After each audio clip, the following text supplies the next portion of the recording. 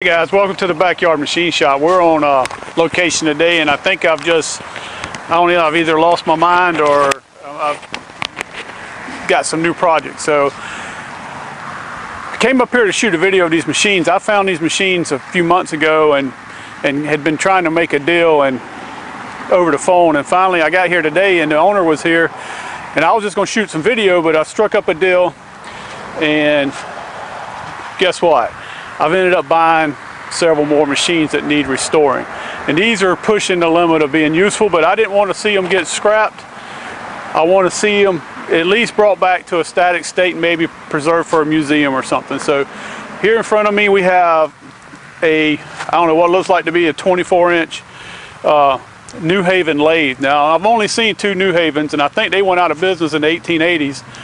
This one here, and then there's one in the Savannah Railroad Museum that's in fairly good condition. So the last time I was here, I played with this one a little bit and got some of the stuff loose on it, like the tailstock and a couple other things. And so I know it's in somewhat decent condition. It's probably been sitting out here for 30 years. So the ways are in bad and are rusted up pretty bad, but I think with some electrolysis help and some elbow grease that we can at least make this a usable lathe again. It may not hold tense, but at least it'll be usable. So anyway, you got a New Haven. It's not set up with to thread, but it does have a feed screw and old wood pulleys on it, and nice faceplate and a big old tailstock, and everything looks to be here. So we're gonna give it a shot. I got to get it all loaded up one day and get it back to the shop.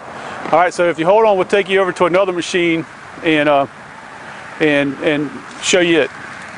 All right, guys. So here we are at two of the other machines that I purchased.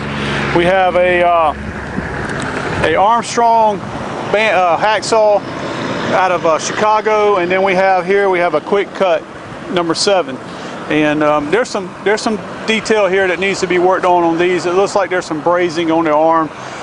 Not something that we can't get repaired. If we have to, we'll recast that arm. This one here looks to be in good shape. I don't see any broke castings. Maybe one back here where it looked like it might have been brazed. But anyway, got two hacksaws to restore in the shop. I've always wanted one of these hacksaws, and now I've got two.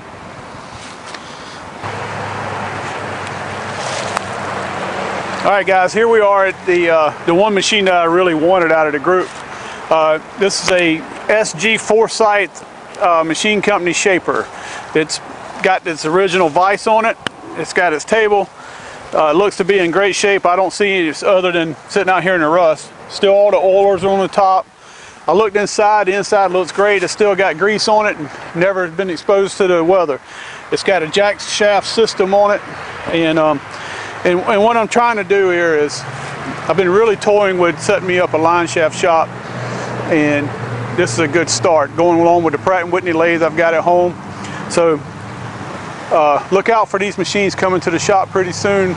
This is probably 2 or 3 years worth of projects. So, all right, guys. So I've showed you the machines that I've actually agreed to purchase, and there's a few others here that need a home.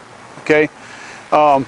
Originally, the gentleman gave me a price for everything, and that was a little more than what I could afford. So what I'm asking for is, if anybody here sees anything they want, let me know. Or if you want to make a contribution and allow me to buy all this machinery, we can do so. So right here, what we have behind us is a Buffalo ironworker.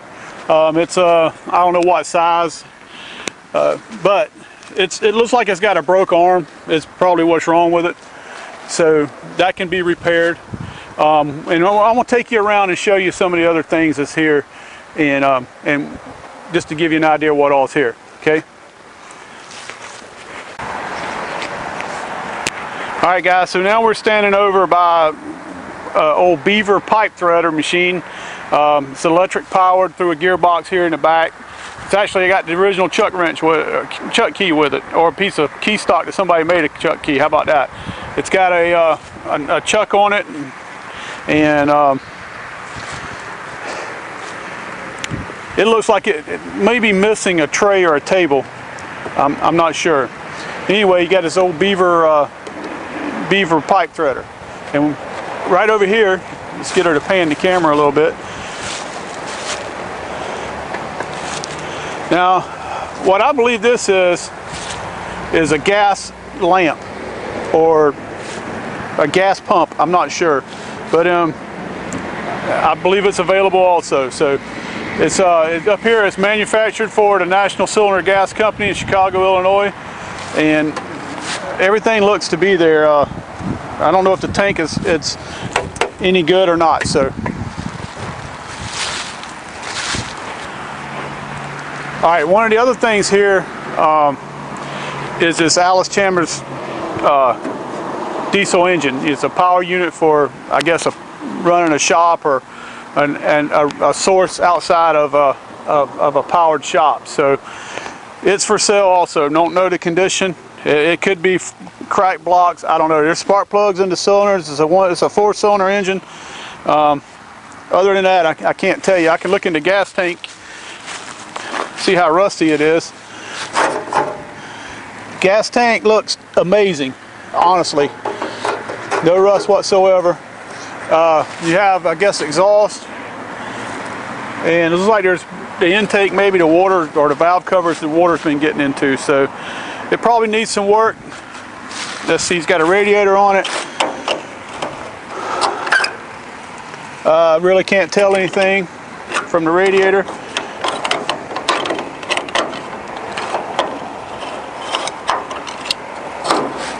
See if she can get the camera in here and look at this gas tank. And be sitting out here as long as it is, it looks amazing.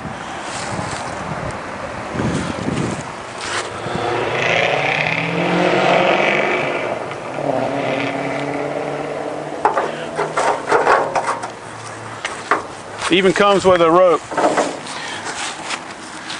And then one more thing.